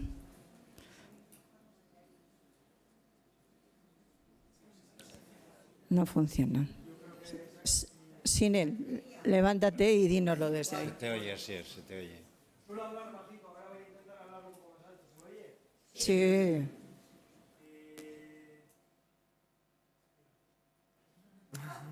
Mi nombre es Asier y ya lo he dicho muchas veces y bueno, ya no me importa decirlo. Yo debuté en el mundo de la psiquiatría, debuté hace ya más de 20 años. Tuve mi primer ingreso y bueno, la verdad que luego posterior, al final, desde hace más de 20 años aquí, pues he recorrido. Yo ya lo tenía todo aparcado, esto es verdad. Ya no le dedicaba más tiempo al tema de salud mental y psiquiatría, porque creía que ya no se podía hacer nada. Y un día vi un vídeo de Javier, curioso, un vídeo de Javier que se grabó gracias a que Pilar le trajo aquí a Donosti, y dice, hostia, aquí hay algo. Y ese algo, la verdad es que entró tanto en mí que me hizo la necesidad de tener que aportar también, ¿no? Y desde entonces pues entré en nueva psiquiatría y hasta hoy pues es una entidad que me gusta aportar porque es que no paro de recoger experiencias interesantes. Entonces, ¿a dónde quiero llegar? Yo me acuerdo de aquel vídeo, me impresionó una cosa, Javier, entre otras, y es que comienzas diciendo, creo, el vídeo, por lo menos al principio comienzas diciendo, ¿cuántos de aquí sois profesionales? ¿Cuántos de aquí sois usuarios en primera persona y cuántos sois familiares? Y aquello me impresionó, y cuando estabais hablando, toda esta introducción es para esto, para decir que me venían las ganas y la curiosidad también de saber, los que estamos aquí, las que estamos aquí, cuántas somos una, dos o incluso las tres cosas, o incluso también curiosos, que también podemos serlo, porque nos interesa contribuir como curiosos de esto de otra manera a este mundo, porque tenemos también un interés más lejano de lo que puede ser la profesión, el vivirlo en primera persona o incluso la familia, la amistad, que puede ser una familia más cercana. Entonces, esa curiosidad me ha venido también con la idea de que es interesante. Yo no lo voy a proponer, levantar la mano y decir quiénes somos esto, quiénes somos lo otro, pero es parte también de cómo podemos empezar un GAT muchas veces, porque un GAT empezamos separándonos. Yo sé que GAT, he conocido muchos GATs, también hay GATs que tienen más fuerza a los familiares, GATs que tienen más fuerza a los usuarios, profesionales, y cada GAT cambia de un año a otro, normal. Pero me parecía también una cosa de valorar un grupo, cómo cada persona puede empezar en un grupo diciendo yo soy así, y muchas veces luego de 2 horas de esa sesión salimos viendo que todos también tenemos afectadas. que nos ha separado, ¿no? Entonces, no voy a hacer yo esa propuesta, pero ahí la dejo. Sí, yo me quedo con la mano de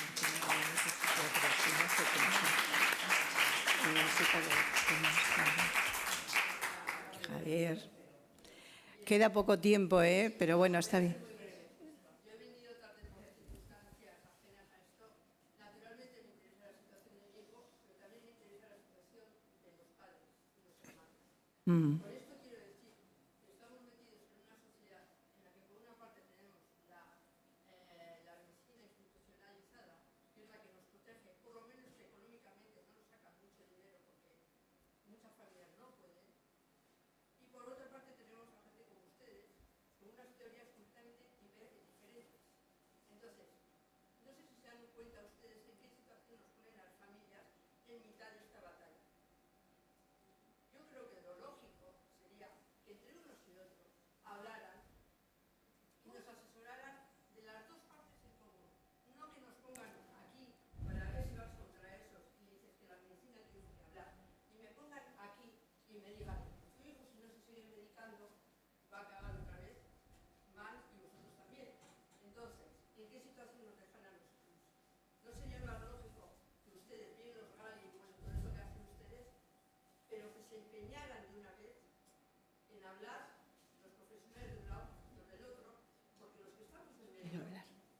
No voy a responder yo.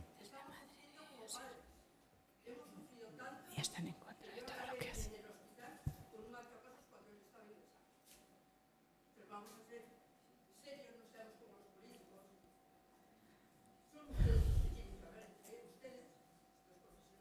No, no, no. Sí, sí, sí. Mi salud depende de mí.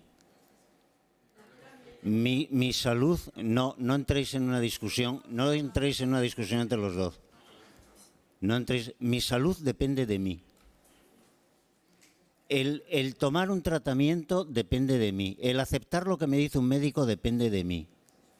No estamos enfrentando a nadie con nadie. No estamos enfrentando a nadie con nadie. La psiquiatría tradicional, la psiquiatría predominante se ha encargado, la psiquiatría dominante, que son arenas movedizas, que no sabemos nada, que como decía Thomas Insel, estamos en pañales, no sabemos nada, nos apoyamos en enfrentar al familiar con el paciente. Es verdad que el paciente puede plantear problemas, es verdad que el familiar también le puede plantear problemas al paciente, pero no estamos enfrentando a nadie. Estoy diciendo justamente lo contrario. Yo no estoy en contra de ninguna psiquiatría, yo no estoy en contra de la medicación. Jamás me habrán oído decir a mí que estoy en contra de la medicación. Yo lo que no entiendo es por qué una medicación hay que tomarla toda la vida. Eso no me lo ha explicado nadie. Nadie ha sido capaz de explicármelo y no lo entiendo y no lo acepto. Pero yo no estoy en contra de la medicación.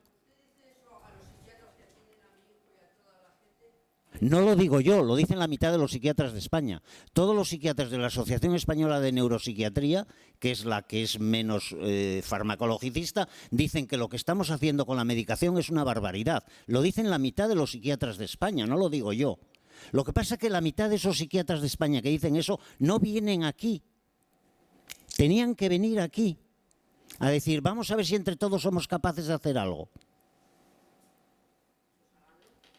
No, hagámoslo. Hagámoslo. Hagámoslo. Yo soy madre también, ¿eh? Yo sé que es complejo. Pues sí, sí. Pero todavía quedan 10. No, pero hay que recoger. Hay una pregunta última. Parece que hay que cerrar. Hay una pregunta última y escueta, porque tenemos que cerrar ya. No, pues cerramos ya. Claro. Vale. Pues nada, es que ricasco de Gracias Nori. a todos. Muchas gracias por haber venido. Seguimos. Gracias, Javier. Muchas gracias a todos y a todas, a todas. Súper vivo, súper natural, súper...